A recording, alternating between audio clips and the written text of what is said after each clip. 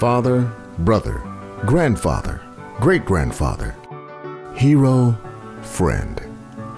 Born July 1942, William Henry Claiborne Jr., affectionately called Clay, grew up in a small town called Hopewell. He was a graduate of the class of 1959 at Carter G. Woodson High School. After graduating high school, he went on to attend Virginia State College, which is now a university. He entered the Air Force on March 8, 1964. In the Air Force, he was a military police officer and was stationed in the Philippines for a year and 6 months. He was honorably discharged from the Air Force after serving 4 years of service to his country in 1968. When he returned home, he joined the Metropolitan Police Department in Washington, D.C., where he quickly moved through the ranks to that of detective. During his time as an MPD detective, he was featured in the Jet magazine November 17, 1977 issue. Jet magazine chose to recognize Clay because he was included in a Super Cop study by the Institute for Law and Social Research, which focused solely on the police department in Washington, D.C. The study showed that only 15% of the city's officers accounted for half of all the arrests that led to convictions in the city, and Clay was one of the 15%. During the 70s, Clay's career as a detective was cut shorter than he would have wished, and he retired from the force on disability in 1978. Along the way, Clay was married and divorced, and out of that union, he had a son, Sean. After retirement from the MPD, he went on to work in the D.C. public school system as a special police officer. While working as a special police officer, Clay did more than just police the schools. He mentored and motivated at-risk children in the school system, many of whom were able to defeat the odds and go on to being productive members of their societies. William enjoyed working, but not as much as he enjoyed his family.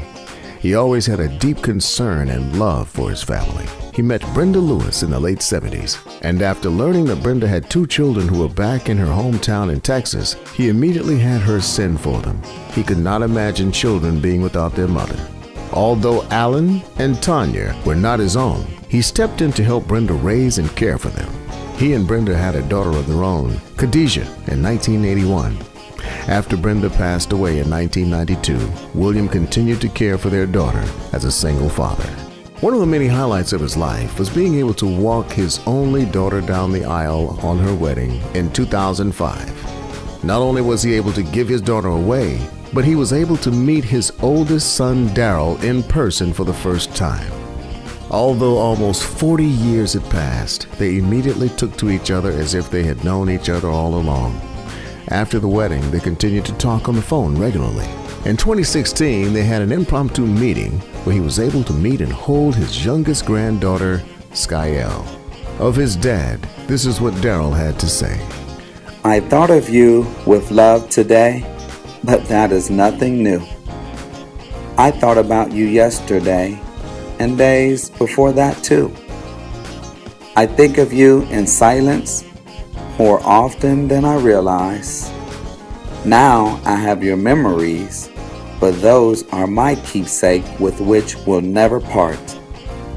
God has you in His keeping, and I have you in my heart. Through your children and grandchildren, your legacy lives throughout eternity. But Dad, trust me on this one small thing. Please don't ask Jesus for His ID. Love, Daryl, Marlo, your children and grandchildren. After Clay walked his daughter down the aisle in 2005, he decided his job was complete and he moved back to Petersburg, Virginia, where he was an active member of the Petersburg Church of Christ. He was also a member of the Pasteboard Club and Club 36. He played cards with his clubs, took trips, and just enjoyed the fellowship and company of good friends and even some relatives. He was finally enjoying the retired life. He loved being a grandfather, spending time with his many grandchildren.